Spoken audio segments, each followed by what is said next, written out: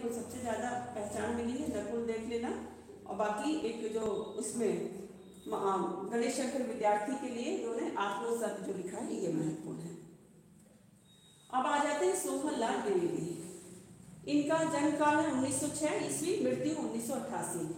फतेहपुर जिले के हैं, ग्राम बिंदकी। प्रमुख रचनाएं हैं इनकी भैरवी, विश्वान, वासवदत्ता, कुणाल, युगाधार, बासंती, बांसुरी, प्रभाती, चेतना, झरना इनका भी है। देखो एक झरना हमने देखा, प्रसिद्ध झरना किसका है? जयशंकर जी का, ठीक है।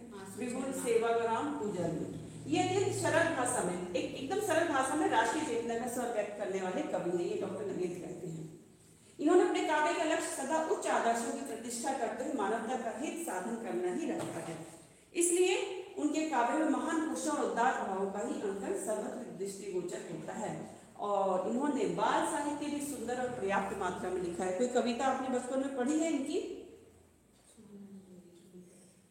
बाल साहित्य भी लिखा है इन्होंने बचपन में।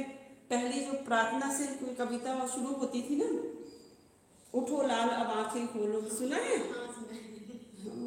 याद नहीं किया है ना?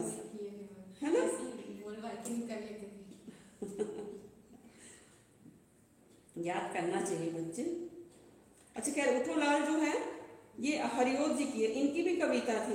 उठो लाल तो मुझे याद है, जागो प्यारे उठो लाल अब आंखें खोलो, पानी लाई हो मुंह धोलो, बीती रात कमल दल फूले, उनके ऊपर भंवरे झूले। ये हरिओत जी की दिखाई दे रही है।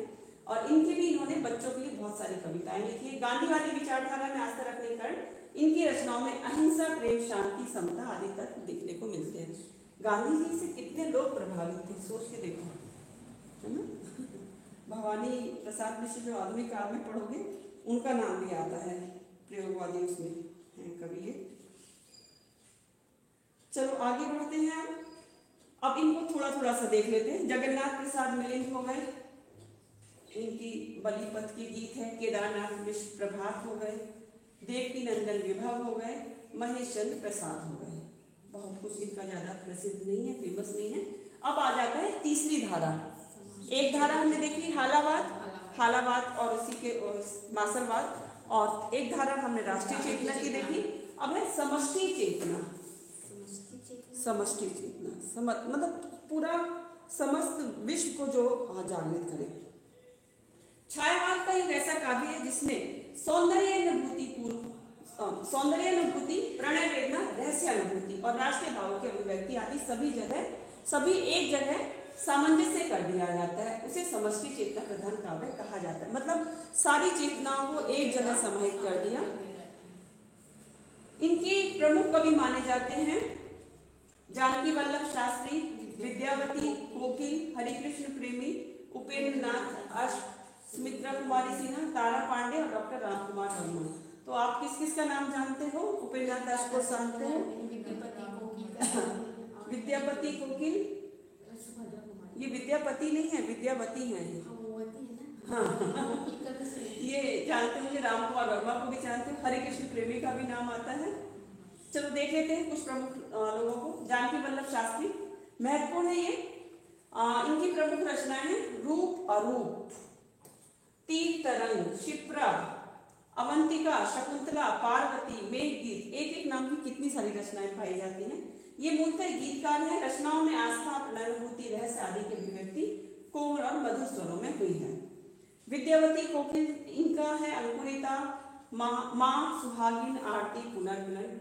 ये शिव कुमार मिश्र द्वारा रचित नया हिंदी काव्य ग्रंथ के अनुसार ये आधुनिक गीतकारों के अत्यंत प्रथम श्रेणी के कवि माने जाते हैं।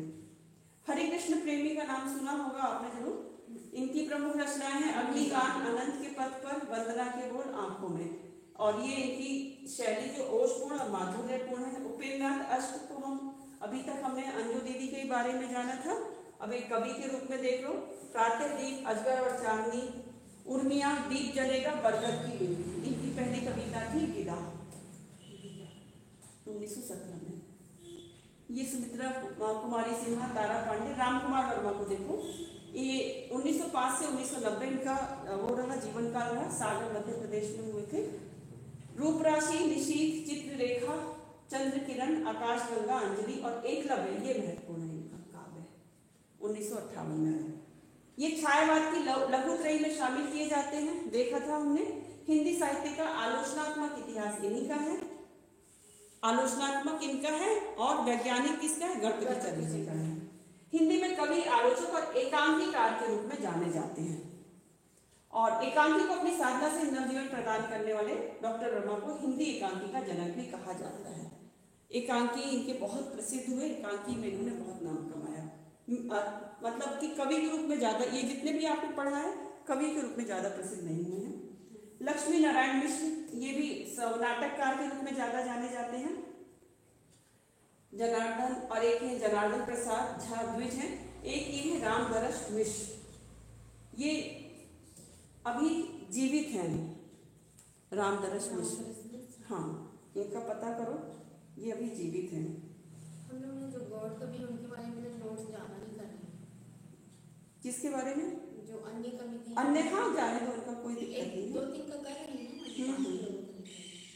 हाँ ये अभी जीवित हैं, अभी हाल ही में इनका वो मनाया गया था 100वां वर्ष पूरा होने पे, 100 वर्ष पूरा हो गया। हाँ 1924 में पैदा हुए थे, 2024 हुआ, ठीक है।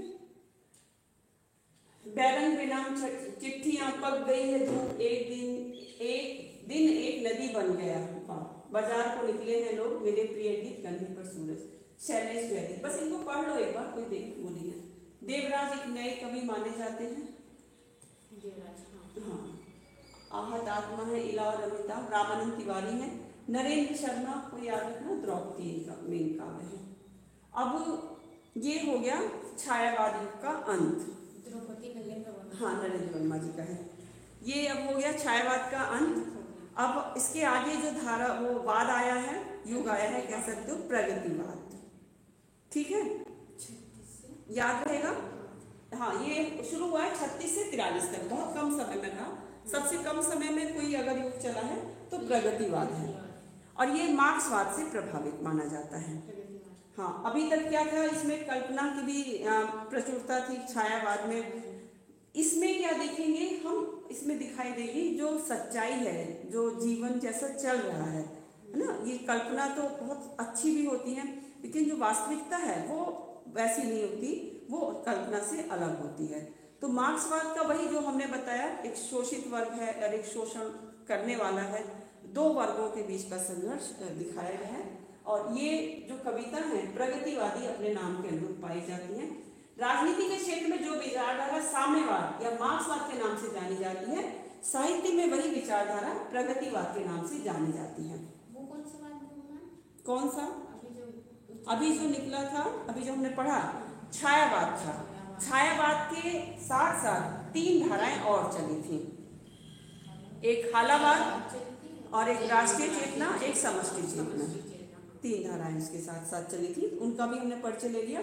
अब इसके बाद जो समय शुरू होता है प्रगतिवादी युग।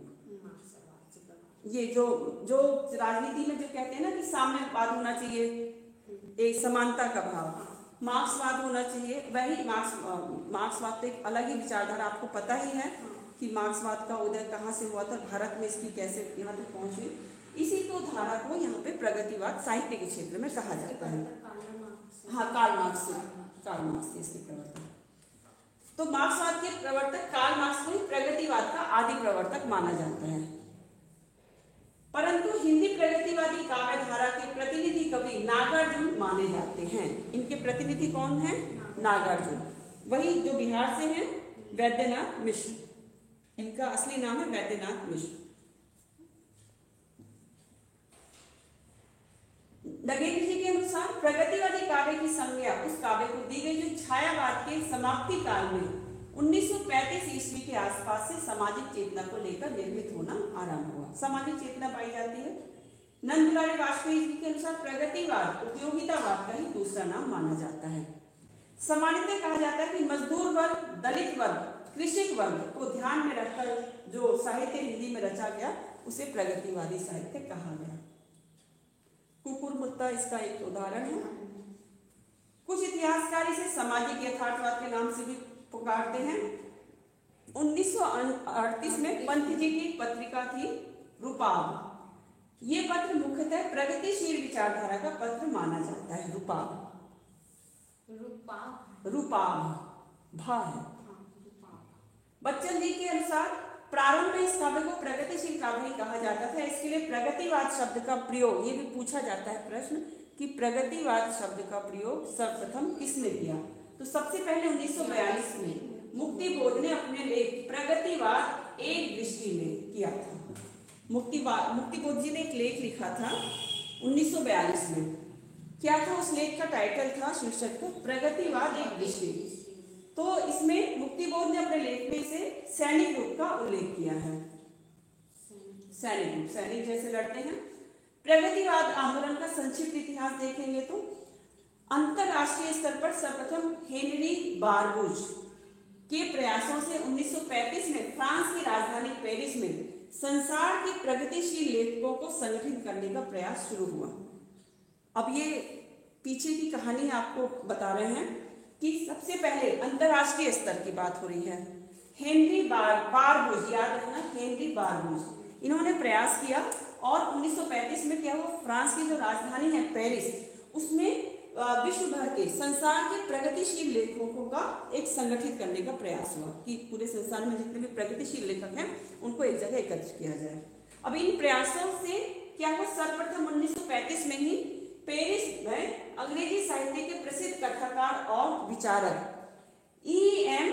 फॉस्टर की अध्यक्षता में प्रोग्रेसिव राइटर्स एसोसिएशन नामक अंतरराष्ट्रीय संस्था का प्रथम अधिवेशन आयोजित हुआ। प्रयास किसने शुरू किया, हेनरी बारबूज ने। इनके प्रयासों को सफल भी हो गए इनके प्रयास, और आखिरकार पेरिस में ही एक वो संस्था गठित हुई, कह सकते हो, प्रोग्रेसिव राइटर्स एसोसिएशन। इसके अध्यक्ष कौन थे, E.M. फॉस्टर, ये इसके अध्यक्ष रहे। E.M. फॉस्टर, वही इसकी हिंदी वही होगी, प्रगतिशील जो है लेखक संघ, ठीक है। ये अंतरराष्ट्रीय संस्था थी। इसका प्रथम अधिवेशन पेरिस में 1935 में आयोजित हुआ। अब देखोगे कि 1936 में हमारे भारत में भी हुआ है। आगे बढ़ते हैं।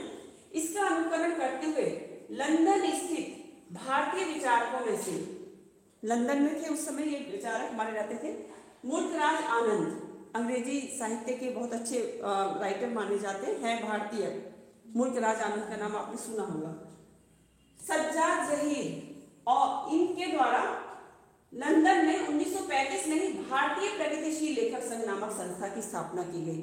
अब इन्होंने अपने अंग्रेजी साहित्य के प्रसिद्ध लेखकों को इन्होंने एक जगह संगठित किया।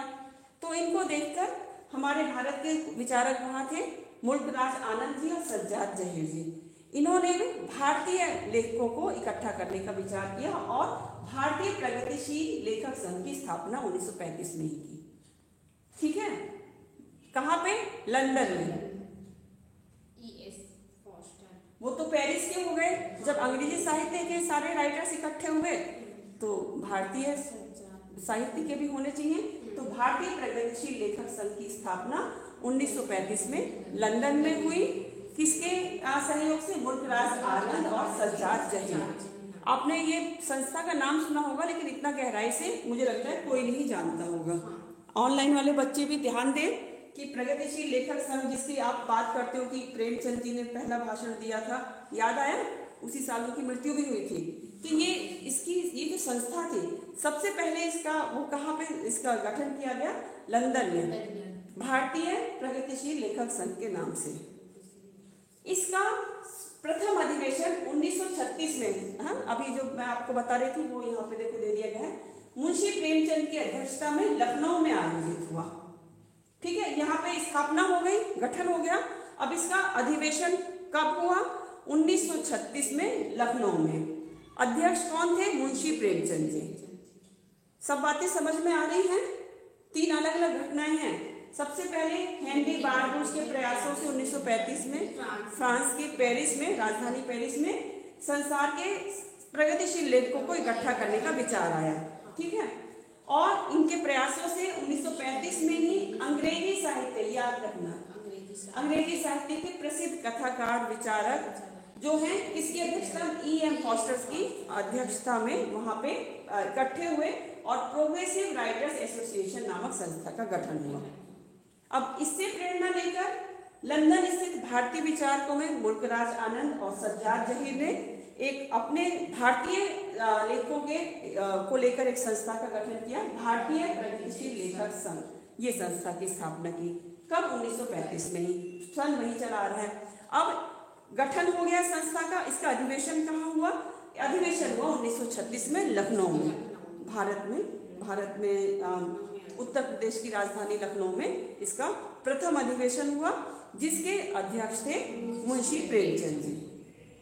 बहुत प्रसिद्ध है इनका यहाँ पे दिया हुआ व्याख्यान। ये क्या है देखो, इन्होंने सभापति पद से दिए गए भाषण में घोषित किया कि साहित्य केवल मनोरंजन की वस्तु नहीं, उसका लक्ष्य समाज हित होना चाहिए। बहुत महत्वपूर्ण कोटेशन है। ये बात मुंशी प्रेमचंद जी ने कहा कही? लखनऊ की अधिवेशन की अध्यक्षता में, प्रगतिशील लेखक संघ की अध्यक्षता में उन्होंने इस अधिवेशन में ये बात कही थी। लिंक कर पा रहे हो ना, सब बातों को जोड़ पा रहे हो? ऐसा नहीं है कि जो अभी दिख रहा है बस वही याद रखो, पिछली चीजों को उसको कनेक्ट करते चलो। आगे चलकर रविन्द्रनाथ टैगोर ने भी 1938 में इस संघ के अधिवेशन की अध्यक्षता की थी। कितने महान लोगों ने इसकी अध्यक्षता की है। पहले मुंशी प्रेमचंद जी ने 36 में और रविन्द्रनाथ ठाकुर जी ने, टैगोर जी ने 1938 में। भारतीय प्रगतिशील लेखक संघ का प्रथम घोषणा पत्र लंदन में ही तैयार हुआ था, जिसका सारांश प्रेमचंद जी ने हंस पत्रिका में छापा था, है ना? हंस पत्रिका में इसका घोषणा पत्र छापा था। हंस उन्हीं की पत्रिका थी, प्रेमचंद जी की। ठीक है, ये तो था प्रगतिशील लेखक संघ का परिचय। अब देखते हैं ये जो बात रहा प्रगतिशील, प्रगतिवादी, इसकी विशेषताएं क्या थी? प्रगतिवाद की विशेषताएं, मार्क्सवाद एवं साम्यवाद का समर्थन हुआ है, शोषण का विरोध और शोषितों के प्रति सहानुभूति दिखाई गई है, धर्म और ईश्वर का विरोध हुआ है, ईश्वर से मतलब वो टूट चुका था विश्वास लोगों का, नारी का सम्मान की प्रतिष्ठा की है, मानव मूल्यों की पक्षधर है, बोधगम्य भाषा में व्यंग्यात्मकता, मतलब बहुत साहित्यिक भाषा नहीं, जैसे आप देखते हो द्विवेदीकालीन भाषा है, छायावादी की जो भाषा है एकदम साहित्यिक भाषा है, लेकिन यहाँ पे जनता की भाषा में जनता की बातें की गई, आम लोगों जैसे हम लोग बात कर रहे हैं वैसे ही कविता लिखी गई। मुक्तक काव्य, मुक्तक छंदों की प्रधानता हुई, सामाजिक अंधविश्वासों और रूढ़ियों का खंडन हुआ, सामाजिक भावना का चित्रण है, ठोस यथार्थ दिखाया गया, वो कल्पना था ये यथार्थ है, पूंजीपति वर्ग के प्रति घृणा का प्रचार किया गया, विश्व बंधुत्व की भावना, कला के प्रति नवीन दृष्टिकोण और युगानुकूल परिवर्तन और नव निर्माण की उत्कट लालसा इस काव्य में दिखाई देती है। अब देखो छायावाद और प्रगतिवाद में क्या अंतर है। छायावादी कविता का मुख्य उद्देश्य क्या था? स्वांतः सुखाय, जबकि प्रगतिवादी कविता का मुख्य उद्देश्य था बहुजन हिताय बहुजन सुखाय। ये दोनों का मोटो अलग अलग था, उद्देश्य अलग था। छायावादी कविता में व्यक्तिक भावना की प्रबलता दिखाई पड़ती है, जबकि प्रगतिवादी साहित्य में सामाजिक भावना की, वो व्यक्ति को लेकर चला, ये समाज को। छायावादी कविता में कल्पनाशीलता पर आधारित है और प्रगतिवाद जो है ठोस यथार्थ पर आधारित है। ये प्रमुख अंतर है। ठीक है, अब इसके प्रमुख कवियों को देख लेते हैं। सबसे पहले प्रतिनिधि कवि नागार्जुन जी, 1911 से 1998 ईस्वी तक इनका जीवन काल रहा। 30 जून 1911 को पैदा हुए थे और 5 नवंबर 1998 को इनकी मृत्यु हुई है। ग्राम सतलखा, जिला दरभंगा। वास्तविक नाम है वैद्यनाथ मिश्र। वास्तविक नाम सबके याद रखना। गोसाई दत्त किसका वास्तविक नाम है? गोसाई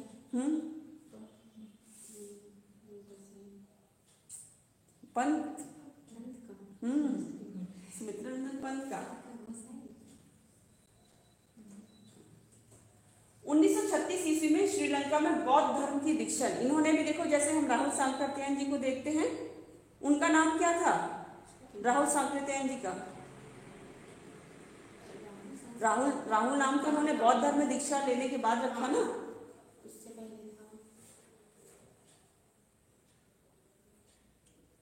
सोचो सोचो, दिमाग पर जोड़ दो। पढ़े थे ना, मुझे याद आया बौद्ध धर्म के नाम से। हाँ, वैद्यनाथ जैसे ही था, याद करो या चलो आप सहायता लो, अपने नोट्स को खंगा लो। नई कॉपी है, गूगल पे सर्च करो आप। भूलना नहीं। अभी मैं पूछूंगी और आप भी बताओगे तो फिर कभी नहीं भूलोगे। बचपन का नाम है? हाँ, मूल वास्तविक नाम पांडे थे, वैद्यनाथ पांडे हैं। हाँ। देखो सर्च करो, मेरे कहने पे मत जाओ, मैं गलत भी बोलूंगी। मैं गलत भी बोल सकती हूँ कि मैं आपके मुंह से सर्च करवाऊँ, सही आपके यहाँ से आना चाहिए। अभी तक नहीं आया क्यों? राहुल सांगवेदैन का वास्तविक नाम सर्च करो। आप लोग क्या बच्चे हो? देखो पहले कौन बताता है। केदारनाथ पांडे। याद आया अब? आप नहीं भूलना। केदारनाथ पांडे उनका वास्तविक नाम है। राहुल सांगवेदैन के उन्होंने सांक्रात्यायन उनके गोत्र का नाम गोत्र था, तो उन्होंने जब बौद्ध धर्म में दीक्षा ली उसके बाद राहुल नाम अपने बदल लिया। सेम ऐसे ही हम देखते हैं इनका मूल नाम है वैद्यनाथ मिश्र, लेकिन 1936 में श्रीलंका में इन्होंने बौद्ध धर्म की दीक्षा ली और बौद्ध भिक्षु बन जाने पर इनका नाम नागार्जुन पड़ा। ये श्रीलंका में बौद्ध धर्म के विद्यालंकार परिवेश में 3 वर्ष तक रहे। बहुत ये भ्रमण, जब भी बात होगी ना यायावरी की, तो राहुल सांक्रात्यायन जी के बाद इनका ही नाम आएगा, नागार्जुन जी का। इनकी प्रमुख रचनाएं हैं युग धारा, सतरंगे पंखों वाली, प्यासी पथराई आंखें, बहुत कुछ लिखा है और इनका भी मूल वीडियो उपलब्ध है। YouTube में सर्च करते हो तो ऐसे लोगों को सर्च करो, आप लोग हिंदी साहित्य के विद्यार्थी हो, बहुत ऐसे। इनका एक वीडियो है उसमें वो एकदम मतलब चश्मा तक नहीं है, ऐसे आंखों में लेंस ऐसे पकड़ के तब वो पढ़ रहे हैं। किस अभाव में, कितनी गरीबी में इन लोगों ने क्या क्या साहित्य रच डाला, सबको हृदय से नमन है। सब चीजें तो भी कुछ नहीं, इतना कुछ इनके साहित्य में, इतनी विविधता पाई जाती है। तो मैं मतलब मेरे जो कहना चाहिए फेवरेट या जो मुझे पसंदीदा साहित्यकारों में इनका नाम नहीं आता है, नागार्जुन जी का। बहुत विविधता पाई जाती है और नेट का कोई एक पेपर ऐसा नहीं है जिसमें इनसे एक प्रश्न, इनकी रचना से कोई एक प्रश्न आया हो।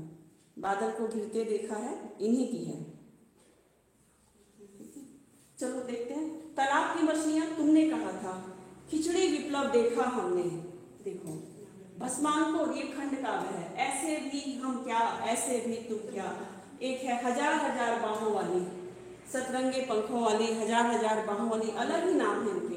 पुरानी जूतियों का कोरस, रत्नगर्भ, काली माई, बादल को घिरते देखा है, रविंद्र के प्रति प्रेत का बयान, अकाल और उसके बाद। ऐसी कोई कविता ही नहीं बनी इतनी मर्म स्पर्शी और केवल 5-6 लाइन की कविता। सुनी होगी, छोटी छोटी कविताएं हैं इनकी। आओ रानी हम ढोएंगे पाल की, सिंदूर तिलांकित भाव कविता, वे और तुम, तुम्हारी दंतरित मुस्कान, ये भी कविता है। मैं मिलिट्री का बूढ़ा घोड़ा, आखिर ऐसा क्या कह दिया मैंने इस गुब्बारे की छाया में। इन्होंने खुल के अपने मतलब बिना किसी दबाव की कविताएं लिखी और तत्कालीन राजनीति पर भी खुल के बयान किया है कि ऐसे कवि रहे हैं। ठीक है, इनकी ये तो हो गए, काव्य हो गए। उपन्यास देखो, रतिनाथ की चाची, बरसनमा, वरुण के बेटे, बहुत प्रसिद्ध है, पूछा जाता है ये। इसमें मछुआरों के ऊपर ये इन्होंने लिखा है, वरुण के बेटे। ये इसकी वो पूछ ली जाती है कि मछुआरों पर लिखा गया उपन्यास इनमें से कौन सा है। दुखमोचन, कुंभीपाक, ये सारे इनके उपन्यास हैं। ये मैथिली भाषा में यात्री के नाम से कविता लिखते थे, उपनाम यात्री लिखते थे और इनको पत्रहीन नग्न गाश को पुरस्कार भी मिला हुआ है। किसी अंधविश्वास के कारण बचपन में इनका नाम ढक्कन रखा गया था। ढक्कन क्यों रखा गया था? कुछ अंधविश्वास पहले ऐसा होता था, जैसे कि बच्चे जब जीते नहीं हैं तो ऐसा माना जाता था कुछ अलग सा नाम रख लो, है ना, गोबर, ढक्कन, इस तरह से नाम रख दिए जाते थे। जैसे उसमें भी देखते हैं इसके जो धनिया के 2 पुत्र मर गए थे तो फिर उसने गोबर नाम रखा, है ना, तो कुछ अलग से नाम रखने की प्रथा थी। इन्हें लोग प्यार से बाबा नागार्जुन भी कहते थे। इन्होंने इंदिरा गांधी की राजनीति को केंद्र बनाकर एवं उस पर अनेक आरोप लगाकर कविता लिखी थी। इंदू जी क्या हुआ आपको, ये इनकी ही लिखी हुई कविता है। इंदिरा गांधी पे खुल के व्यंग लिखा है। व्यंग में माहिर ऐसे उन्हें आधुनिक कवि भी कहा जाता है, आधुनिक कवि के नाम से प्रसिद्ध है। कबीर के उपरांत हर विध्वंसकारी और जन विरोधी शक्ति को सर्वाधिक खुली चुनौती देने वाले साहित्यकार माने जाते हैं। किसी का डर नहीं, ना किसी का लालच, इन्होंने खुल के लिखा है, खुल के बोला है। प्रगतिवादी काव्यधारा को जन जन के भावों व आकांक्षाओं से जोड़कर उसे जन जागरण की कविता बना दिया था। इन्होंने दीपक नामक पत्रिका का संपादन किया। दीपक पत्रिका याद रखना। मैथिली भाषा में कविता के लिए साहित्य अकादमी पुरस्कार प्राप्त हुआ। वो कौन सी कविता है? पत्रहीन नग्न गाछ। ये जन्म से कवि प्रकृति से घुमक्कड़ और विचारों से मुड़ते मार्क्सवादी माने जाते हैं। इनकी भाषा में ठेठ ग्रामीण शैली के मुहावरों का प्रयोग किया गया है। ये इनकी अकाल और उसके बाद लंबी कविता तो नहीं है, छोटी कविता है। इनके दिवंगत होने के बाद सोमदेव तथा शोभाकांत के संपादन में इनकी एक लंबी कविता भूमिजा प्रकाशित हुई और इनकी सारे कृतियों को नागार्जुन रचनावली के 7 खंडों में प्रकाशित किया गया है। इनकी प्रमुख पंक्तियां देख लें। बदला सत्य अहिंसा बदली, लाठी गोली डंडे हैं, कानूनों की सड़ी लाश पर प्रजातंत्र के झंडे हैं। देखिए इनकी भाषा। एक वो भी है इनकी सुखरन मास्टर, एक उनकी है, देखो ये तो अकाल और उसके बाद की है। कई दिनों तक चूल्हा रोया चक्की रही उदास, कई दिनों तक काली कुटिया सोई उसके पास। आगे याद है? आगे याद नहीं, चलो अभी बताते हैं। घुन खाए शहतीरों पर की 12 खड़ी विधाता बाँचे, फटी भीत है छत चूती है आले पर बिस्तुइया नाचे। ये दुखरन मास्टर की पंक्तियां हैं, दुखरन मास्टर कविता की। बरसा कर बेबस बच्चों पर मिनट मिनट में 5 तमाचे, इसी तरह से दुखरन मास्टर गढ़ता है आदम के सांचे। ये रहा दुखरन मास्टर। सब पे मतलब व्यंग इनकी कविताओं का खास अंग रहा है, नागार्जुन की कविताओं का। समाज में जो गलत है उस पर उन्होंने चुटीला व्यंग किया है। अकाल और उसके बाद पूरी पढ़ लेते हैं, है ना। छोटी सी है कविता, एकदम छोटी सी है। बादल को गिरते देखा है तो आपने सिलेबस में पढ़ी होगी, रहती है वो तो, बादल को गिरते देखा है। देखो ये छोटी सी कविता क्या है? कई दिनों तक चूल्हा रोया चक्की रही उदास, कई दिनों तक काली कुतिया सोई उसके पास, कई दिनों तक लगी भीत पर छिपकलियों की गश्त, कई दिनों तक चूहों की भी हालत रही शिकस्त। मतलब घर में अन्न नहीं है, छिपकली चूहे सब लोग उदास हैं, सब दुबले पतले हो गए हैं। फिर इस 4 लाइन के बाद दृश्य चेंज हो जाता है और एक ही मतलब 8 लाइन की कविता में इतना कुछ इन्होंने बयां कर दिया है। अब क्या होता है? दाने आए घर के अंदर कई दिनों के बाद, धुआं उठा आंगन के ऊपर कई दिनों के बाद, चमक उठी घर घर की आंखें कई दिनों के बाद, और कौवे ने खुजलाई पाखें कई दिनों के बाद। ये है अकाल और उसके बाद। पहले में अकाल का दृश्य है और उसके बाद का दृश्य है। चलो आगे बढ़े। अब है केदारनाथ अग्रवाल। केल का कवि इन्हीं को कहा जाता है। 1911 से 2000 तक इनका जीवन काल रहा। जन्म स्थान है ग्राम कमासिन, जिला बांदा। प्रमुख रचनाएं इनकी नींद के बादल, युग की धारा, फूल नहीं रंग बोलते हैं, बहुत महत्वपूर्ण है। लोक और अलोक, आग का आईना, अपूर्वा, समय समय पर बसंती हवा, माझी ने बजाओ बंशी, ये महत्वपूर्ण है। गुल मेहंदी, पंख और पतवार, हे मेरी तुम, ये उन्होंने अपनी पत्नी को लिखा है, हे मेरी तुम। और मार प्यार की छापे, कहे केदार खरी खरी, आत्मगंध, बंबई का रक्त स्नान, जमुन जल तुम, बोल बोल अबोल, और जो शिलाएं तोड़ते हैं। तुम लोग का चेहरा देख के लग रहा ये पेशे से वकील थे, केदारनाथ अग्रवाल जी पेशे से वकील थे। सोवियत भूमि पुरस्कार और साहित्य अकादमी पुरस्कार इनको मिल चुका है। कविताएं इनकी 2 श्रेणी में बांट सकते हो, एक तो राजनीतिक काव्य प्रकृति प्रेम, दूसरा समाज संबंधी। पहली श्रेणी की कविताएं हैं मुख्यतः राजनीतिक और प्रकृति में। कहे केदार खरी खरी, इसमें संग्रह की गई है, ये संग्रह का नाम है। सच्चे जनवादी कवि माने जाते हैं। प्रकृति चित्रण के कारण इनको छायावादोत्तर कविता का पंथ कहा जाता है। छायावाद के बाद की जो कविता है उसका पंथ, क्योंकि प्रकृति चित्रण इन्होंने भी किया है। हे मेरी तुम जो मैंने बताया इस काव्य संग्रह में शामिल कविता इनकी पत्नी को समर्पित है। हे मेरी तुम हिंदी में अपनी पत्नी को लेकर इतनी अधिक, इतनी रागात्मक और इतनी सुंदर कविताएं किसी अन्य कवि ने नहीं लिखी है। अपूर्वा के लिए 86 में इनको साहित्य अकादमी पुरस्कार मिला था। इनकी एक वो कविता लगी हुई है, चले के वो चंद्र गहना से लौटती हुए, ये कविता इनकी लगी। इनको केन का कवि भी कहा जाता है। क्या कहा जाता है कि केन नदी के किनारे बैठ के कविताएं लिखते थे, तो इनको केन का कवि भी कहा जाता है। चलो अब आते हैं रामविलास शर्मा जी को, तो कहीं भूल ही नहीं सकते, आलोचक के रूप में जाने जाते हैं। अब कवि के रूप में देख लो, 1912 से 2000 तक इनका जीवन काल रहा। इनका भी 2000 में इनकी भी मृत्यु हुई है, 11 से 2000, 12 से 2000। ये जिला उन्नाव के थे। प्रमुख रचनाएं रूप तरंग, ऋतु संहार, सदियों के सोए जाग उठे, इस अकाल बेला में, और बुद्ध वैराग्य तथा प्रारंभिक कविताएं हैं इनकी। इन्होंने अंग्रेजी से पीएचडी की थी बच्चन जी की तरह, एवं बलवंत राजपूत कॉलेज आगरा में अंग्रेजी के प्राध्यापक रहे थे।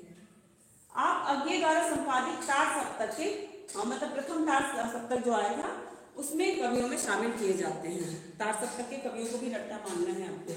4 सप्तक हैं, इनमें 7 कवियों के जो भी नाम है आपको याद रखने हैं। ये कवि के बजाय एक श्रेष्ठ गद्यकार के रूप में अधिक प्रसिद्ध हुए हैं। इनकी कवित्व शक्ति विकसित नहीं होने का दूसरा तार सप्तक की भूमिका, ये अज्ञे जी ने जब दूसरा तार सप्तक निकाला था उसकी भूमिका में लिखा था कि तार सप्तक में स्थान देने के लिए उनको खेद जताना पड़ा था रामविलास शर्मा जी को इसमें जगह देने, क्योंकि ये मुख्य रूप से गद्यकार हैं, कवि नहीं है, कवि के रूप में इतनी प्रसिद्धि नहीं मिली है। इनके अनुसार हिंदी प्रदेश में नव जागरण 1857 के स्वाधीनता संग्राम से शुरू होता है। हम पढ़ चुके हैं इनको कि नव जागरण पहला कब आया, दूसरा कब आया, इससे रिलेटेड प्रश्न भी पूछे जाते हैं। इनको सम्मान क्या मिले हैं?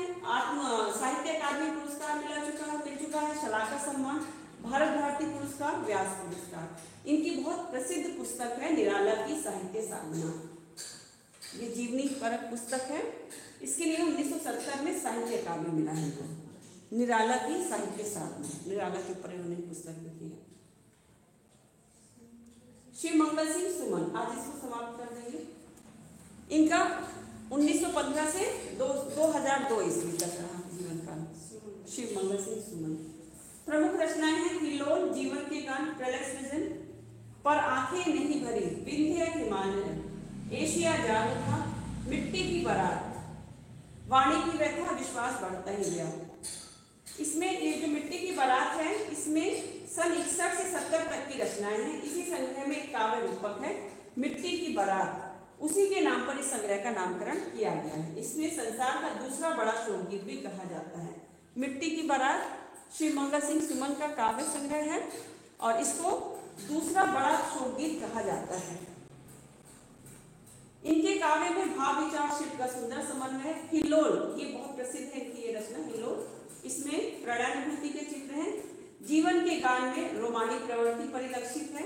ये गांधी की अपेक्षा मार्क्स के अधिक समर्थन नजर आते हैं, मार्क्सवाद। मिट्टी की बारात के लिए 1974 में साहित्य अकादमी पुरस्कार मिला है। प्रसिद्ध कविताएं हैं इनकी, मेरे पावन मेरे पुनीत, आज तो मुझमें जवानी, कलकत्ते का अकाल, इनकी कलकत्ते का अकाल है, चल रही उसकी खुदाली, मास्को अब भी दूर है लाल सोना। ये लोग जो हैं मुख्य रूप से श्री मंगल सिंह जी तो कवि के रूप में भी प्रसिद्ध हैं। अभी राघे राघव जी का नाम आ रहा है, ये ज्यादातर उपन्यास के लिए इन्होंने बहुत प्रसिद्ध रहे हैं, लेकिन ये भी सारे जितने भी साहित्यकार हैं मल्टी टैलेंटेड थे भाई, बहुत सारे गुण थे इन लोगों के अंदर। इनका 1923 से 1962 तक का जीवन काल रहा। राघे राघव का मुर्दों का टीला बहुत प्रसिद्ध उपन्यास है। लोई का ताना, रत्ना की बात, ये सारे इनके उपन्यास हैं। जीवनी परक उपन्यास लिखे हैं इन्होंने भी। अजय खंडहर, ये इनकी कविताओं की बात हो रही है।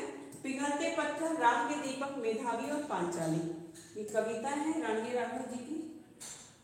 इनका मूल नाम क्या था? त्र्यंबक वीर राघवाचार्य था राघे राघव जी का। अजय खंडहर रचना को 3 शीर्षकों में बांटा गया है, झंकार, ललकार, खूंखार, 3 शीर्षक हैं। पिघलते पत्थर इनकी मुक्तक काव्य रचना है। मेधावी और पांचाली आख्यानक रचना है, कहानियां हैं इसमें। राह के दीपक की कविताओं में योगी यथार्थ के संबंध में प्रकृति छवि का अंकन किया गया है और इनकी कविताओं में समाजवादी चिंतन और उससे अनुप्राणित सामाजिक संवेदना की शक्ति है। अभी इनका केवल हम लोग काव्य रूप देख रहे हैं, जितने भी कवियों की बात हो रही है अभी हम लोग काव्य के वो लेके चल रहे हैं, बात को लेके प्रगतिवाद हो, छायावाद हो, द्विवेदी युग हो, भारतीय युग हो।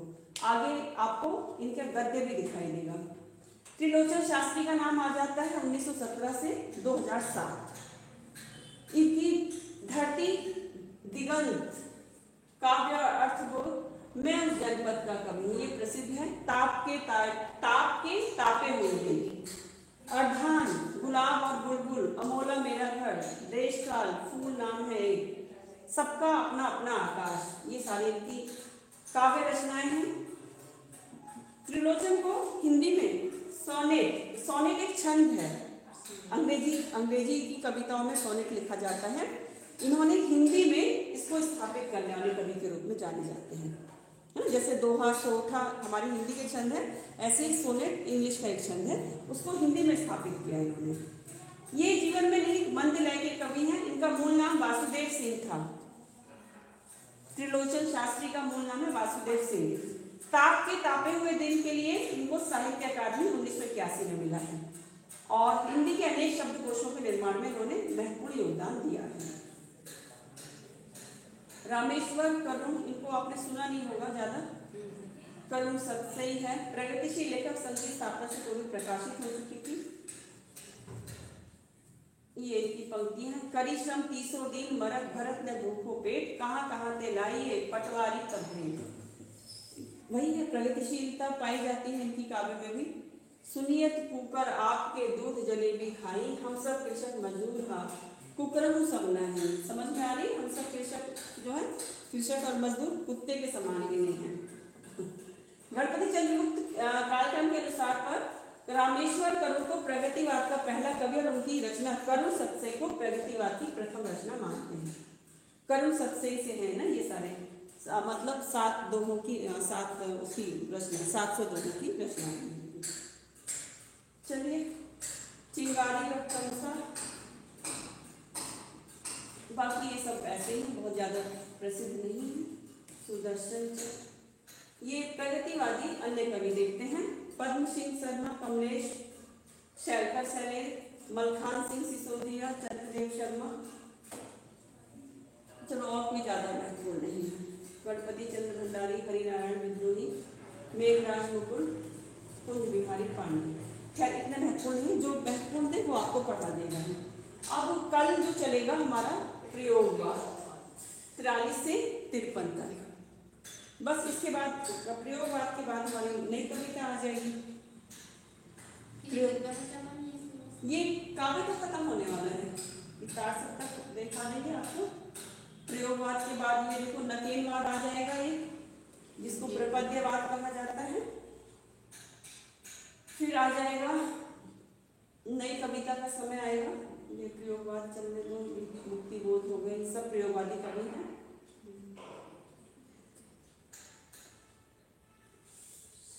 ये है नई कविता, ये लास्ट हो जाएगी। नई कविता आज पर्यंत चल रही है, ठीक है। नई कविता 53 से शुरू हुई और आज तक मानी जाती है। ये बस पढ़ेंगे तो कविता वाला हमारा ये समाप्त हो जाएगा जल्दी से। हो सकता है कल की क्लास में ही खत्म हो जाए या एक क्लास और लगे। हाँ नहीं, फिर आपको गद्य का भी बताएंगे, गद्य की जानकारी भी देंगे। ये तो कभी काव्य की बात हो गई, फिर ये यूनिट खत्म। गद्य में उपन्यास बता देंगे, नाटक जो जो दिया गया है सिलेबस में वो बताया जाएगा। डरो मत, डरने की जरूरत नहीं है। तो समाप्त करें। कुछ और पूछना है? कुछ पूछना है? नहीं ना? तो ठीक है बच्चों, कल की क्लास में प्रयोगवाद पढ़ाया जाएगा और चूकिएगा नहीं, मत चूको चौहान, आप आ जाइएगा टाइम से। चलिए बाय बाय।